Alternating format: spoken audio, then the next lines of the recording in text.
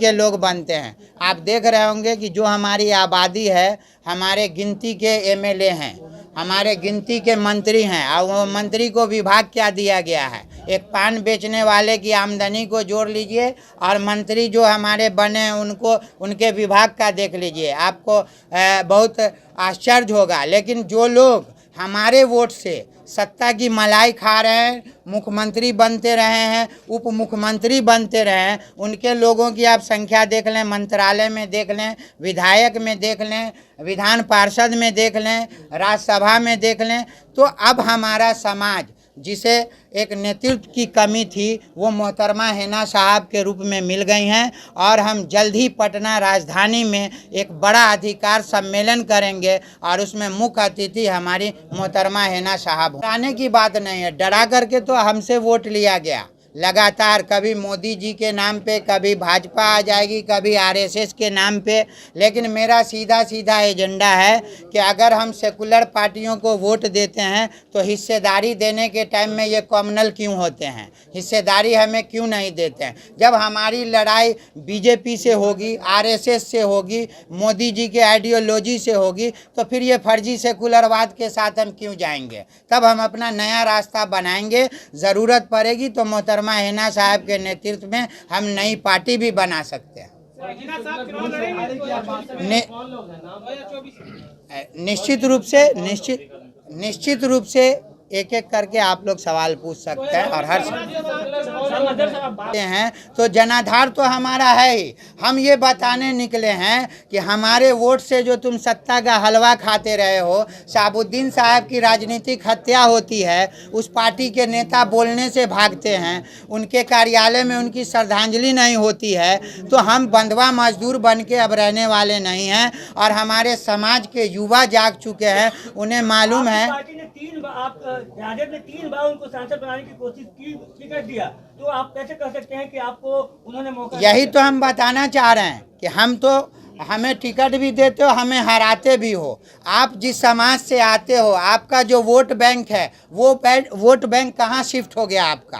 आपके लोग हज़ारों की संख्या में भाजपा आरएसएस का दामन थाम रहे हैं, क्यों उस पर चुप्पी साधे हुए हो। शहाबुद्दीन साहब किसी एक जमात के नेता नहीं थे, वो सभी जमात को साथ लेकर के चलते थे। और उनके परिवार के साथ जब तक न्याय नहीं होगा, इंसाफ नहीं होगा, राजनीतिक हिस्सेदारी नहीं मिलेगी, और अल्पसंख्यक समाज का जो आंकड़ा आया है 18%, अगर उसके साथ भी इंसाफ नहीं होगा तो हम ये लड़ाई आगे तक लड़ेंगे। और इसमें कोई समझौता हम किसी पार्टी से करने के लिए तैयार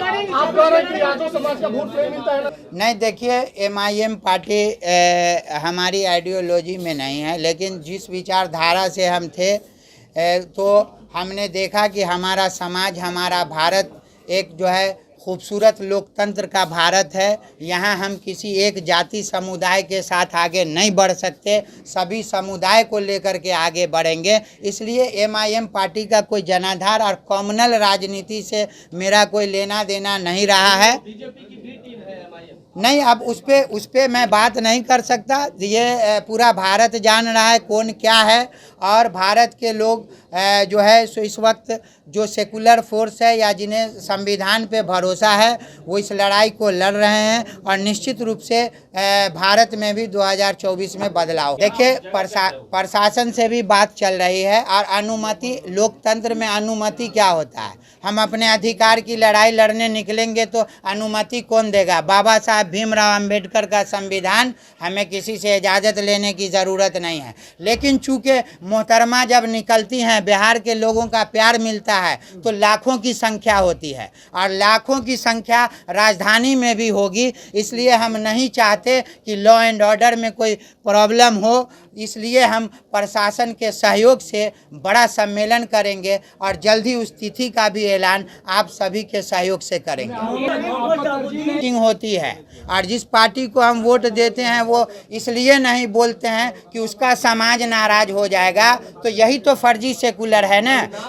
ओसामा साहब या शहाबुद्दीन साहब की जो आप पूरी सियासत देख लें, वो किसी एक समुदाय के नेता नहीं थे और न नेत्री हिना साहब किसी एक समुदाय की नेत्री हैं। आपने देखा होगा कि जब पहला टोल प्लाजा पार की तो 1700 गाड़ी था और उसके बाद और गाड़ी बढ़ती गई। ये सिर्फ एक समुदाय के लोग नहीं थे, पूरा बिहार परिवार है। और मैं आपको आपके चैनल पे ये एकदम डंके की चोट पे कहना चाहता हूँ कि हम बिहार को एक नया नेतृत्व देंगे और मोहतरमा हिना साहब का नेतृत्व देंगे। और सभी समाज जिसको ये लोग शोषण करते हैं, मोदी जी का डर दिखाते हैं, जिस समाज को मंदिर में जाने का अधिकार नहीं है, जैसे लोग जो बराबरी में बैठ नहीं सकते, हम उस समाज को लेकर के आगे बढ़ेंगे। और मोहतरमा हिना साहब से जिस तरह से लोग प्यार कर रहे हैं, मोहब्बत कर रहे हैं, जिस तरह से आप देख लीजिए, किसी नेता की क्षमता नहीं है जो सेकुलर पार्टी के का चोला ओढ़ते हैं कि उनके कहने पे या उनके इस पे हज़ारों गाड़ियों का काफिला निकल जाए। लेकिन शहाबुद्दीन साहब का ही वो परिवार है जो बिना कहे, बिना भाड़े के, बिना किसी लस्ट के हज़ारों गाड़ियों का काफिला, लाखों लोग उनको जेसीबी से फूल बरसा करके प्यार मोहब्बत दिए हैं। हम उनका सम्मान करेंगे और 2024 के आचार संहिता लगने से पहले पहले बिहार में हम अपने अधिकार के लिए ये फर्जी सेकुलर पार्टियों के आंखों में आंखें डालकर बात कर, लोग अपना आगे का रास्ता तय करेंगे।